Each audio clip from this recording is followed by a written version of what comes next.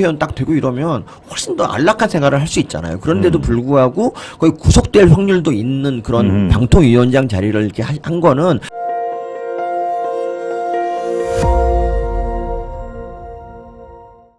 예, 이제는 기울어진 방송 환경을 조금 우리가 짚어보지 아니할 수 없습니다. 예, 이동관 방송통신위원장 출범을 했죠. 그래서 또 새로운 방송 통신 임원, 그러니까 상임위원을 또 오늘 임명을 했습니다. 자, 이동관 출범 방송통신위원장, 네, 물론 야권 민주당은 극렬 반대를 했음에도 윤 대통령께서 임명을 했는데요. 이동관 방통위원장 출범 어떤 시각으로 이거를 바라봐야 될까요? 그러니까 이동관 이분에 대해서 좌파들이 막 극렬히 반대하지 않습니까? 그렇죠. 뭐 몇 달 전부터 학폭 얘기 막 위원비와 퍼뜨리면서 막 이제 선동을 했는데, 근데 그러니까 그건 뭐냐면요, 그만큼 이동관 이분이 무섭다는 얘기예요. 그러니까 사실 이동관 이분은 지금 보수에서 그 방통위원장을 할 수 있는 거의 유일한 인물이 아닐까 생각이 들어요. 왜냐하면 일단 능력도 있고, 그리고 그 자신의 철학을 구현할 수 있는 그런 결단력 이런 것도 있기 때문에 사실 또 당적도 없어야 되잖아요. 그렇기 때문에 이동관 이분이 아니면 안 된다. 그러니까 어떻게 보면 또 뭐 MB 때 사람을 또 쓰는 거에 대한 부담도 있겠지만, 지금 그러니까 이 기울어진 정도가 거의 70도 80도라서 도저히 이거는 역전이 안 되는 이런 기울어짐, 이거를 만약 바로잡을 사람은 이동관밖에 없고요. 그러니까 어떻게 보면 이건 이동관 이분이 사실 어떻게 보면 이분도 진짜 뭐 어디 총선 뭐 나가서 국회의원 딱 되고 이러면 훨씬 더 안락한 생활을 할 수 있잖아요. 그런데도 불구하고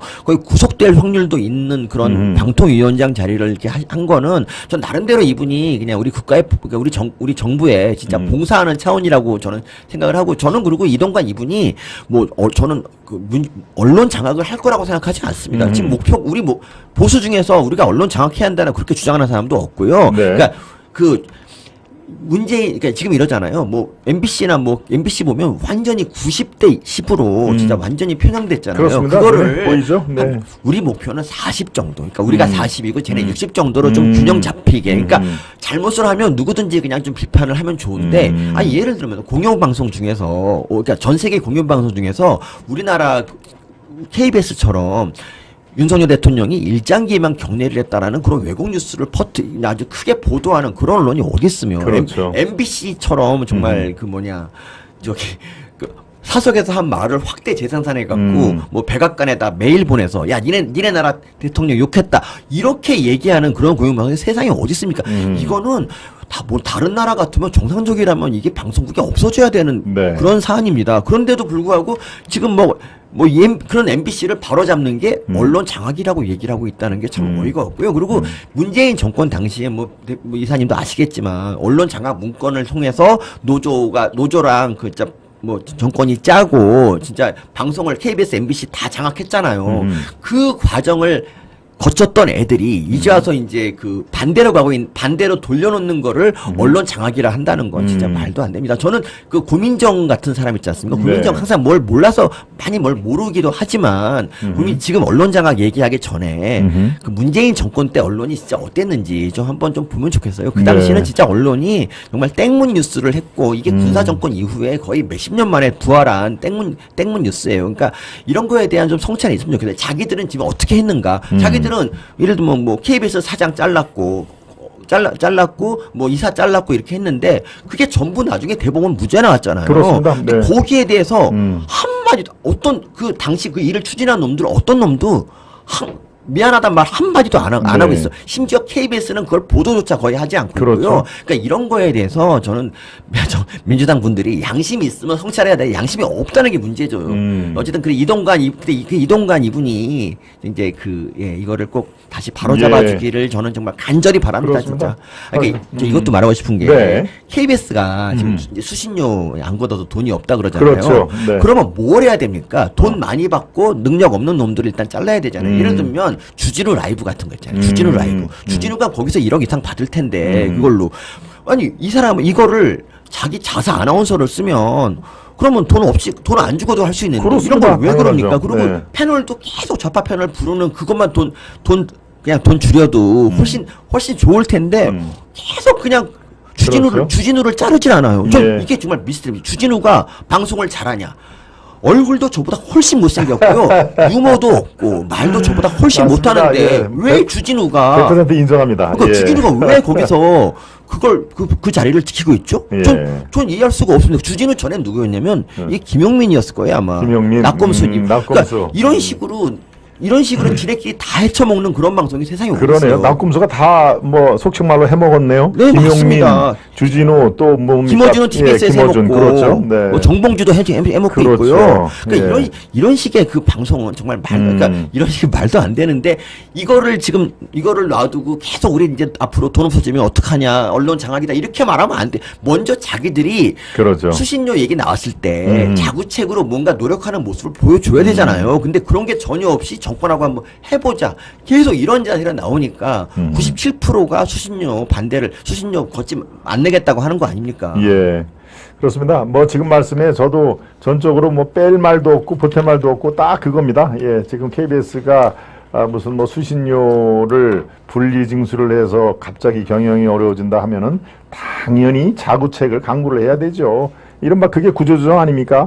예, 돈 들어갈 때 꼭 필요한 불효불급한 데 돈을 안 쓰게끔 해서 지금 말씀하신 대로 주진우 억대 영목 충분히 받을 겁니다. 그런데 방송 퀄리티라든가 콘텐츠가 있느냐? 제가 들어봐도 아니올시다죠. 이제 저거를 그들만의 리그 이른바 저것도 이제 방송 카르텔이죠. 네, 카르텔이죠. 예, 정말 확실한 카르텔로 정말 이제 내가 끝났으니까 너 해, 너 2년하고 또 제조. 그러니까 주진우 레전드가 그거잖아요. 후쿠시마 관련해서 이제 정범진 교수 되게 훌륭한 교수님, 네, 원자력공학과 네. 교수님하고 이제 그 게스트 불러서 이제 얘기를 들었거든요. 네. 근데 원래 정상적이라면 이제 MC는 잘 모르니까 그냥 게스트 말하면 그냥 그런가요라고 하고 뭐 조금 보충 질문하고 이렇게 하는 게 정상인데 그렇죠. 주진우는 그 교수하고 싸우려 들었어요. 그러니까 1대1 토론을 하는 건데 그러니까 이런 식이에요. 이제 그 사람이 그러니까 주진우 물어봐요. 네. 정말 안전한 겁니까? 그래서 교수님이 안전하다고 얘기를 하니까 한숨을 쉽니다. 그러니까 이 주진우는 그게 싫은 거예요. 그러니까 후쿠시마가 왜 빨리 좀 터져야 되는데 이런 편파적인 시각을 가진 사람이 공영방송이다. 사실 그 주진우에게는 우리 수산업자들의 눈물 이런 거는 전혀 보이지 않는 거예요. 그러니까 정말 이 인간은 정말 자기 정파적 이익만 따지는 나쁜 놈이고 그렇죠. 주진우가 이런 적도 있어요. 예전에 그 이명박 대통령이 구속됐을 때 네. 꼭 오래 살아서 뭐 80까지 계속 감방 있어라 뭐 이렇게 조롱을 했는데 이것도 참 인간적으로 그러니까 이거를 시사방송 진행자가 한다는 거 KBS 공영방송 이것도 진짜 정말 사람도 아니라는 생각이 좀 들었고 그리고 어쨌든 주진우가요 네. 뭐 KBS도 하고 MBC도 하고 막 이러면서 돈을 많이 벌어서 2020년에 정말 20억이 넘는 20억쯤 18억짜리 돈을 뭐 집을 현찰로 샀나 뭐 주진우 씨가요? 네, 뭐 그렇습니까? 강남에 집 샀어요. 그러니까 저는 이렇게 돈에 환장한 인간들이 좌파다. 그러니까 이 실체를 좀 알아면 좋겠는데 저는 이 좌파들 보면 한심한 게 뭐냐면 이게 예를 들면 조국 가족 있잖아요. 조국 가족 이 모두 3명을 먹여 살리잖아요. 그러니까 영치금의 정경심, 그다음에 책팔이의 조국, 그다음에 그렇죠. 유튜브의 조미 이 3명을 계속 먹여 살려. 지네보다 훨씬 돈이 많은 뭐 62억이 재산인가 그런 인간들한테 그렇죠. 좌파들이 진짜 뭐 라면 먹으면서 그 돈을 갖다 바치는 그런 구조. 자기들이 그냥 빨리고 있다는 것도 모르면서 계속 그냥 갖다 바치고 있어요. 그래서 가스라이팅 당하면서 그러면서 자기가 옳은 일 하고 있다. 너무 한심한 겁니다. 옳은 일 진짜. 하고 있다. 참 그러네요. 자기가 지금 무슨 짓을 하고 있는지도 모르고. 네. 예. 차라리 자기 어머니한테 진짜 미역국이라도 한번 사드리면 훨씬 정말 얼마나 뿌듯하겠어요. 그런 거 안 하고 예. 조국의 그 한심한 책상. 그러니까 조국이 얼마 전에 책을 또 냈어요. 그러니까 벚꽃전 산책 가고 콘서트 한 게 진짜 뭐 오래되지도 않았는데 책을 또 내요. 완전 재미 들린 거죠. 책이야말로 책을 한번 낼 때마다 정말 5만 권, 10만, 그러니까 30만 권까지 다 사주니까. 그렇죠. 얼마나 좋겠어요. 이 콘서트 하면서 그냥 조국 그랬잖아요.